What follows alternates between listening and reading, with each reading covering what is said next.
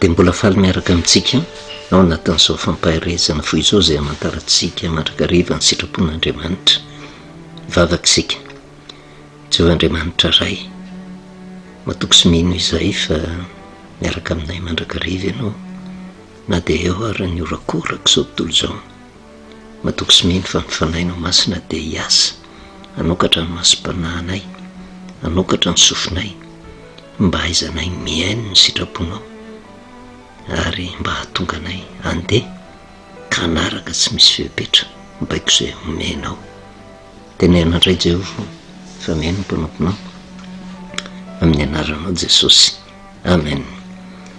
Faly miarabantsika amin'ny anaran'i Jesosy manonona ny fahasoavana sy ny fiadanan'ny Tompo ho amintsika mandrakariva. Matoky sy mino isika fa io Andriamanitra io dia Andriamanitra fitiavana, Andriamanitra tsy mba mamely tapika izany na soana ratsy tiany atao, fa Andriamanitra mampafantatra mandrakariva ny sitrapony ary manoro lalana antsika, ny lalana tokony hizorantsika, kanefa tsy manery antsika fa mampafantatra antsika kosa izay mety ho vokatra ny safidintsika. Ka raha manaiky ny sitrapon'Andriamanitra tsika dia araka ny teny Mosesy hoe misafidiana any Jehova dia ho velona ianareo. Fa raha mandahy kosa ny sitrapon'Andriamanitra dia ambarany koa ny vokadratsiny izay rehetrarehetra izay. Manaja ny safidintsika io Andriamanitra io. Ary matoky fa na isika kristianina na ny mpiray firenena olon-kendry avokoa samy matahotra an'Andriamanitra ary samy miandrandrana izany famonjen'Andriamanitra. Inona ny hafatra azo ambara? Mahaiza misafidy hiaraka amin'Andriamanitra manoloana ny toe-javatra sarotra izay tsy maintsy andalovana.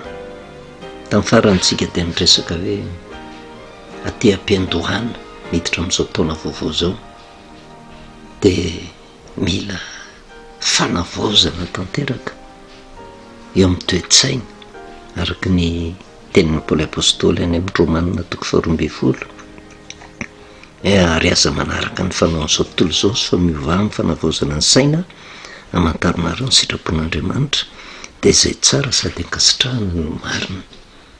Nampafantatra ny sitrapony Andriamanitra, nanatanteraka ny sitrapony Andriamanitra na mino ny olona na tsy mino.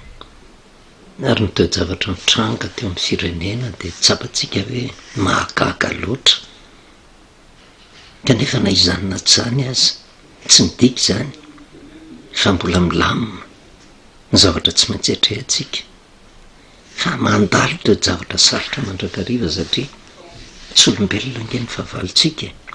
Araka ny tenin'ny Paoly apôstôly hoe any amin'ny Efesiana toko 1 ny 12 fa isika tsy mitolona moa izay amin'ny nofo aman-drà fa amin'ny fanapahana sy amin'ny fanjakana sy amin'ny mpanjaka an'izao fahamezinana izao dia amin'ny fanaratsy eny amin'ny rivotra. Tsy mitolona amin'ny nofo aman-drà. Inona ny tiany Paoly ho tenenina? Tsika tsy manana fahavalo olombelona. Matetika io ny tsy tsapantsika ka mahatonga ny fifanoherana mandrakariva na nivon'ny mpivavaka izany. Petsaka ange ny kristianina amin'izao vanim-potoana izao hoe fa samy mitompo teny fantatra ny amin'ny famarinana tazominy fa tsy akijery soratra masina dia manjary misy fifampiantanina dia lasa kristianina taizany mba hifanaratsy, mba hifanenjika. Ary izay toe-tsain'ny kristianina izay koa dia mifindra eo amin'ny firenena no nivon'ny antoko politika ary betsy gagitsika eo amin'ny fisin'ny antoko mpanohatra ary ny tanjona an-kendrena tsy tanjona mba hitondra fampisoana fa mba hifanaratsy, hifanenjika, hifamono mihitsy. Ary izay no mahatonga ny Paoly hiteny tokony hiova amin'ny fanavaozana ny saintsika, hamantarantsika ny sitrapon'Andriamanitra dia izay tsara sady ankasitrahana no marina. Vanim-potoana ny fanavaozana izao, vanim-potoana ny fiovana izao. Tsy ratsy akory ny misy mpanohatra,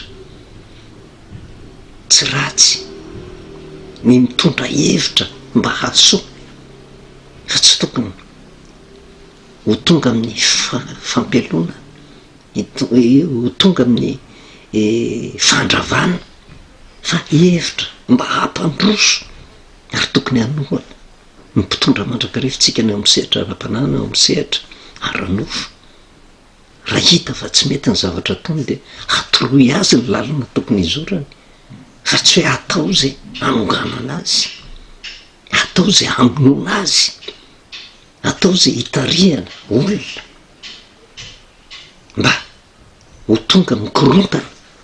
Tsy mahasoa atsika zany satria Andriamanitra tsy tompon'ny fikotranana fa Andriamanitra tompon'ny filaminana.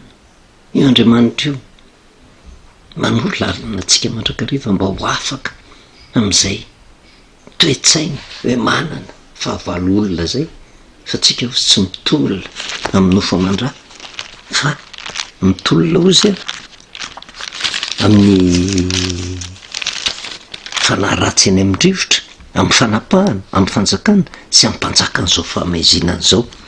Ary raha vao miteny an'izany Paoly apôstôly, le mpanjakany fahamaizina de le mpanjakany ty zao tontolo zao ty zay tena ifotoran'ny olona. Ary zay no mahatonga amin'ny Paoly teny hoe miova aza manaraka ny fanaon'izao tontolo zao fa inona ny fanaon'izao tontolo zao de mampatsiaro atsika mandrakariva satria tsy takona fenina amintsika ny toe-javatra misy. Raha ny tena marina ange tsy tokony ohatran'izao ny toe-javatra misy teto amin'izao tontolo zao ty tamin'ny nahatongavan'i Jesosy tonga ny rahan'Andriamanitra tonga teto amin'ity zao tontolo zao ty mba hitondra fiadanana, hitondra fanasitrana, hitondra vahaolana, hitondra famonjena. Tsy milaina akory ny nafatesany fa nitaky finoana tamin'ny zanak'olombelona izy fa rehefa tonga napetraka ny safidy tamin'ny alalan'ny Pilato, izy no tianao alefa ho aminareo Jesosy sa Barabasy, de naleo amin'ny olona ny safidy amin'ny Barabasy ary tena tsindrina mandrakariva. Zay no mahatonga ny hoe ny fivavahana mihitsy ny tompon'antoka amin'ny korotana na filaminana satria matetika ny mpitondra zay mipetraka anke de olona voavolavolan'ny fiangonany no mipetraka eo karakaraka ny taizana azy ny toe-panahy zay ananany fa tsy namantatra ny sitrapon'Andriamanitra. De olona manahoana ny volavolain'ny fiangonana napetraka teo de olona amin'ny akapobeany mitondra korotana satria zay ny eto amin'ity zao tontolo zao ty ny safidy amin'ny Barabasy. Ary raha zany tantara zany navelon'Andriamanitra ho voasoratra mba ohatsatsika mba tsy andehanantsika amin'ny fahadisoana fa iverenatsika ho amin'ny fanavaozana am'izao vanim-potoana zao hoe aza misafidy amin'ny Barabasy fa misafidiana ny Jesosy Kristy zay tondra famonjena. Ary ny fifidianana an' Jesosy de ny fanekena ny sitrapony. Vanim-potoana ny fanavaozana zao, vanim-potoana tena tokony ifampitantanana mba androso ho amin'ny tsara. Ny olona miaraka ange tsy voatery hitovy hevitra avokoa fa samy manana ny maha izy azy ny olona, fa ny hevitra tokony hitambatra de miaraka mitady ny vahaolana ahaso raha tena mifankaty fa tsy andeha ifamoana. Ary ava te amintsika mpitondra fivavahana ny tokony hiaingana zany rehetrarehetra zany. Raha mijery ny toe-javatra misy ao anatin'izao fahaterahana zao, miresaka fontsika amin'ny fahaterahana tsy mora ange io, manan'izay eritreriny io Andriamanitra io ny amin'ny tantanana ny firenena. Tsika nga mahalala inona ny toe-javatra mitranga, tsika ve de tena sahiteny hoe tena vao manomboka ny mandat vao manomboka ty taona ty de tonga de hitentsika hoe ho ratsy ty fiainany ty, nefa tsika tsy fantatritsika akory na ny rapitso azy ary na de mitodika amin'ny tenatsika azy de mandinika ny tenatsika isam-batan'olona na de ny afatesatsika ara de tsy fantatritsika. Vao tonga ny rapitso olona firy no maty ary reny olona maty reny tsy nieritreritra fa ho faty izy. Kanefa de misy ny olona ohatrany tena manao ny tenany mahay no Andriamanitra, anika vao manomboka mbola tsy misy asa akory de fa tonga de fa miteraka korotana hoe tsy manjary io nefa mbola tsy mandeha akory. Mieritreritra an'io fa ho tonga sahady ka ny etimy ty zao tontolo zao ty de Barabasy, de fantatritsika Barabasy mpitarika fikomina, mpamoan'olona, zay no eritrerina. Ary zany rehetrarehetra zany tokony hatonga sainatsika satria ny taona 2024 makany tsy midika fa ho moramora ny zavatra andalovany, fa tsy maintsy sarotra mandrakariva raha mijery ny fitantanan'Andriamanitra ny zanak'Israely ny ala tao amin'ny tany Egipta teo any amin'ny tany Kanana. Mafy ny zavatra nandalovany, fa valo firy no miadivana. Ary na dia ny zanak'Israely ary nisy vanim-potoana zay neritreretany mihitsy hoe ohatra ny manary azy Andriamanitra ka mitady vahaolana tamin'ny herin'ny tenany, lasa nifandray tamin'ny jentilisa, tonga ny famaizana sy ny fampahoriana, tsisy azony atao fa tsy niverina tao amin'Andriamanitra ihany. Fa rehefa niverina amin'Andriamanitra, ataon'Andriamanitra tonga ny amin'ny tany Kanana, de torak'izany koa tsika, tsy aty amin'ny fiandohana akory no hitsarana, fa tsy maintsy ho ratsiny ny fiafarana. Fa maneky ny fitantanan'Andriamanitra arak'ilay Jeremia 3:7 ny 5:10 meko mpitondra araka ny sitrapoko ianareo sy izay ampianatra anareo ny fahalalana sy ny fahendrena.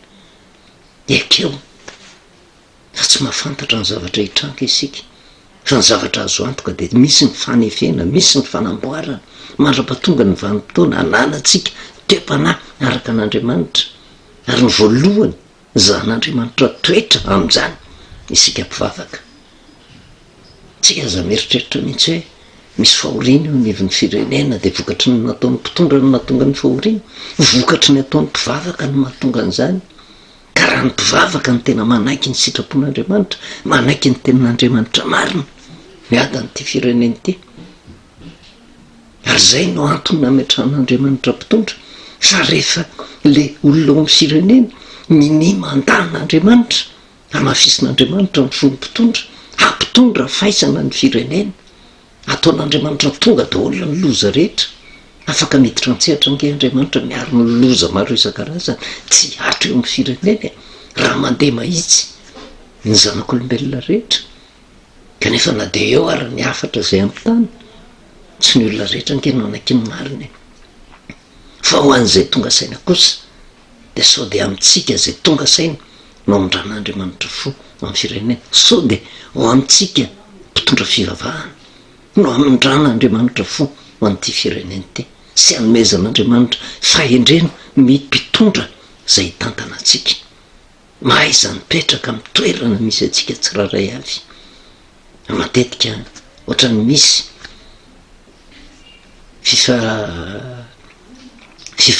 fifangaroana andraikitra zany, andraikitra tsy tokony ho tanany ny mpitondra fivavahana, lasa misalova ny andraikitra tanany ny mpitondra firenena, anika mahatondra korotana, mahatonga fisarahana na deo anivon'ny fivavahana azy. Ka vanim-potoana tokony hatongavana amin'ny fivavahana, amin'ny fanavaozana ny saina zao. Ao anatin'izay fahaterahan'izay misy tenin'Andriamanitra izay iorenantsika indray amin'ity taona 2024 ity, de hitantsika any amin'ny bokin'ny Isaia 1:90, Isaia 1:90 de ny 1:2 Isaia 1:90 ny 1:2 teny fampiononana ny jiosy tamin'izany vanim-potoana zany zay voafaka tao amin'ny fahababoana tao Babilôna, ty Isaia 1:90 ty. Ary ny zavatra fikasan'Andriamanitra tia no tanterahana amindreo Israely ireo. Ino moa natao Israely? Tsy raisitsika hoe jiosy ara-baky teny, fa amin'izao vanim-potoana zao araka ny tenin'ny soratra masina hoe isika no Israely ara-panahy, zany hoe zay olona miaraka amin'Andriamanitra no atao hoe Israely. Raha mampiseho ny tantaran'ny Israely ihany koa de avy amin'ny Jakoba nge no nanomezana anarana ny Israely, satria hitantsika tamin'izany vanim-potoana zany mafy ny zavatra nianjady tamin'ny Jakoba, vokatry ny nanenjehany rahalahy azy de Esau, ary nitaraina teo an'Andriamanitra izy mba ho afaka tamin'izany fanenjehany zany. Ka raha niarotory tena nivavaka izy, tamin'izay vanim-potoana izay dia nisehon'i Jehova nitolona tamin'io lehilahy io izy afaka miseho arak'izay fomba isehony io Andriamanitra io mifampitolona rehefa diva raina ny andro dia niteny ny lehilahy io avy alao amin'izay any dia efa mazava ratsy ny andro dia ny afatra napetraka Jakoba tamin'izany mbola tsy Israely hoe tena tsy avelako andeha ianao izy raha tsy mitahy ahy dia farany ozy nylazainy ty lehilahy ty zay nisy Jehova niseho tamin'ity lehilahy ty satria ianao ozy nitolona tamin'i Jehova ka nahery dia tsy atao hoe Jakoba ntsony ianao fa natao hoe Israely. Inona ny Israely? Tsy milaza foko fotsiny fa milaza toe-panahy. Ny Israely zany zay ny jiosy ny ao ambadika izay rehetrarehetra izay dia olona mpitolona amin'Andriamanitra, tsy misaraka amin'Andriamanitra, olona manaiky ny sitrapon'Andriamanitra, olona tena mivavaka. Tsy avelako ianao raha tsy mitahy ahy. Kanefa taty aoriana vokatry ny fiodiana ny taranak'Israely babo izy, kanefa tsy babo mandrakariva fa atao anatin'izany fahababoana izany no nitaizan'Andriamanitra azy na hanefen'Andriamanitra azy mandra-pahatonga ny vanim-potoana voatetrin'Andriamanitra hanafahana azy. Babo tao Babilôna ireo jiosy ireo, ary nisy vanim-potoana tafavoaka avy eo zay mbola hojerevantsika ny antsipiriana, ary zay fivoahana tao Babilôna zay ihany koa dia tandindony fahaterahana. Dia inona ny zavatra niandry azy? Faly ireo jiosy ireo, afaka atao amin'ny fahababoana, tena faly ohatran'ny olona migadra na voaka dia faly fa afaka gadra. Fa tsy fantatry ny olona afaka tamin'ny gadra inona ny miandry azy indray amin'ny fiainany. Mariky ny fahaterahana ihany koa, afaka tamin'ny taona 2023 tsika, afaka tamin'ny mandavaovao, faly. Fa inona ny zavatra miandry? Ary zay ty Isaia toko faha-enimpolo ity, afatra fampiononana ho an'ny jiosy tamin'izany vanim-potoana izany zay afaka tamin'ny fahababoana. Dia eo amin'ny soramandry dia zao ny voasoratra hoe ny ho voninahitry Jerosalema amin'ny andro ho avy. Zany hoe misy voninahitra mamirapiratra ho an'ny Jerosalema, miafina ao anatin'izay Jerosalema izay reto Israely, reto olom-boafidy reto, ny voninahitra reto fireneny reto amin'ny andro ho avy. Fa tsy miteny izy hoe mivoninahiny amin'izao vanim-potoana izao, fa voninahitra amin'ny ho avy. Dia toraka izany koa manjoa antsika amin'izao vanim-potoana izao, miditra amin'ny taona 2024, miditra amin'ny mandat vaovao, azo antoka ny tenin'Andriamanitra. Misy voninahitra homanin'i Jehova fa tsy izao, fa amin'ny ho avy roviana. Andriamanitra ny mahafantatra. Ary izay no mahatonga antsika miresaka hoe tsy ilaina ny fiandohana, ilaina ny fahaterahana, fa manahoana ny fiafarana rehefa avy eo. Fa tsy hoe rehefa teraka tonga dia lehibe, rehefa teraka tonga dia mahay miteny, rehefa teraka tonga dia miasa, rehefa teraka tonga dia miadana. Fa mbola misy fitaizana n'iny zazana teraka iny mandra-pahalehibe azy. Dia toraka izany koa ny hanana antsika faharetana, fa ny azo antoka fotsiny dia zao, tsy maintsy misy voninahitra asehon'Andriamanitra ho amin'ny olona tena kristianina manaiky ny sitrapon'Andriamanitra. Kanefa mifanindran-dalana amin'izany ny firenena, ny azo antoka na iodika avy na iodika avana, marina ny tenin'Andriamanitra, misy voninahitra ho manin'Andriamanitra koa ho an'ity firenena malagasy ity. Fa tsy izao, fa raha manam-paharetana tsika manaiky ny sitrapon'Andriamanitra dia zao ny afatra ny 1 sy 2 zay mbola ho azavaintsika lava. Mitsangana ny hazava ao sy fa tonga ny fahazavanao, ary ny voninahitry Jehova dia efa miposaka aminao. Fa indro ny aizona manarina ny tany izy, ary ny aisim-pito manarina ny firenena, fa aminao kosa no iposahan'i Jehova, ary aminao no isehony ny voninahiny. 1 sy 2 teny fampiononana ny jiosy izay afaka tamin'ny gadra tao Babilôna.